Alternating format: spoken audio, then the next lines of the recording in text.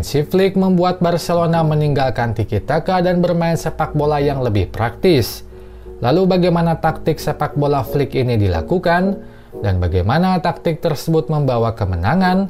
Temukan semua jawabannya di video ini. Flick masih gunakan formasi 4-2-3-1 dengan sejumlah perubahan komposisi pemain. Pena kini isi posisi kiper. Lalu di tengah Pedri ditemani Casado.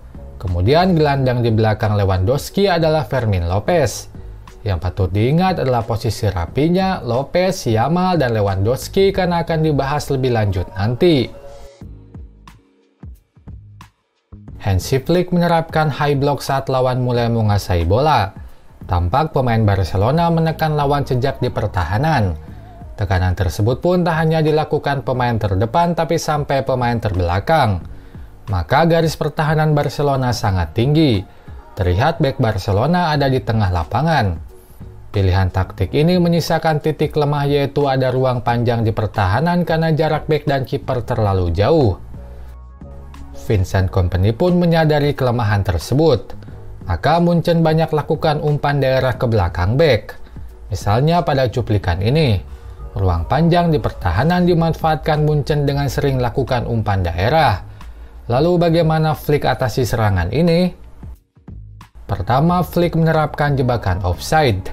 Pada cuplikan ini saat lawan akan umpankan bola, pemain terbelakang mundur satu persatu. Meski kadang jebakan offside ini gagal dan lawan mampu masuk ke pertahanan Barcelona. Nah, ketika antisipasi pertama tersebut gagal, maka antisipasi kedua dilakukan. Yaitu dengan memajukan kiper lebih depan sehingga saat bola tak terkejar bek, kiper bisa memotongnya. Meski tentu saja ini ada resiko, tapi di laga ini Pena bisa lakukan tugas tersebut dengan cukup baik. Selain itu, Kompany mainkan switch play atau umpan menyilang ke sisi lain lapangan.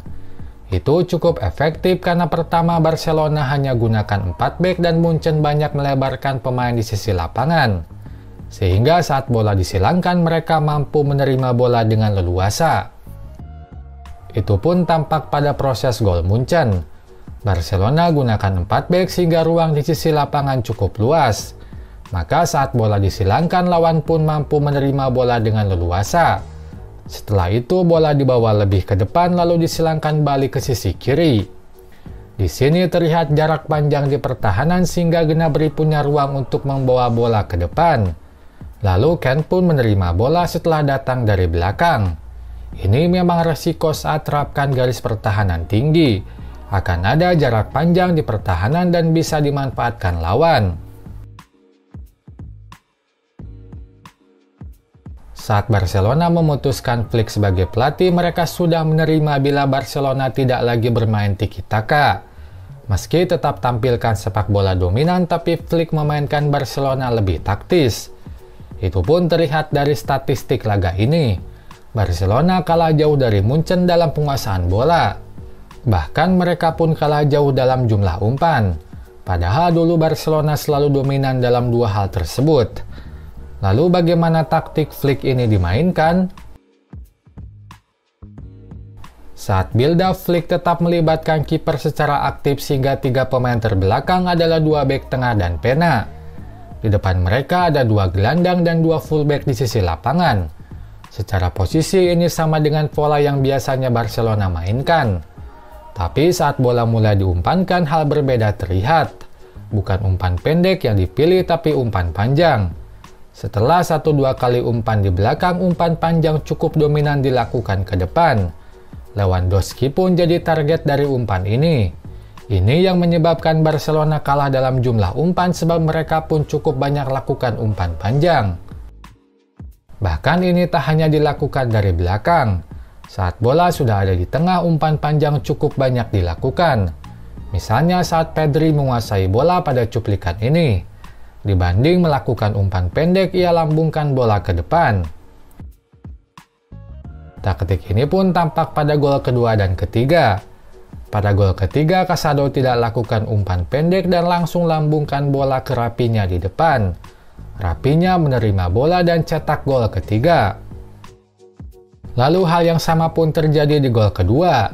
Bola tidak dialirkan dengan umpan pendek tapi langsung dilambungkan ke depan oleh Yamal. Lopez mampu menerima bola lalu umpankan bola ke Lewandowski. Gol kedua pun tercipta oleh Lewandowski.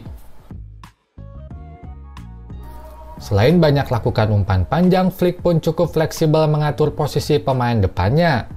4 pemain depan banyak lakukan perubahan posisi. Misalnya saat Lewandowski pindah ke kanan, maka Lopez masuk menggantikannya. Situasi ini membuat pertahanan tengah kosong karena Kim terbawa mengikuti Lewandowski. Untuk Lopez sendiri, meski bermain sebagai gelandang serang, ia lebih jarang main lebih dalam. Justru ia lebih banyak sejajar dengan penyerang. Itu tampak pada gol pertama, saat ia sejajar dengan Lewandowski dan menerima bola di depan. Lalu ia umpankan bola pada Rapinya. Nah, peran main lebih dalam justru dilakukan oleh Yamal dan Rapinya. Mereka tak hanya pindah ke sisi lain tapi juga main lebih dalam. Itu dilakukan karena mereka bisa melakukan umpan yang baik. Dan itu sejalan dengan taktik Flick yang kadang lakukan umpan langsung dari tengah. Bahkan kadang mereka main lebih dalam di sisi yang sama. Itu seperti yang terlihat di proses gol kedua. Mereka main lebih dalam dan ada di sisi yang sama. Lalu saat bola dikuasai Yamal, ia lakukan umpan panjang ke depan. Lopez mampu menerima bola lalu umpankan bola ke Lewandowski. Itu saja pembahasan di video ini. Bagi yang ingin juga memberikan saweran, linknya saya simpan di deskripsi. Selanjutnya silakan like dan komen di kolom komentar. Jangan lupa subscribe untuk dapatkan update terbaru dari channel ini. Sampai jumpa lagi di video selanjutnya.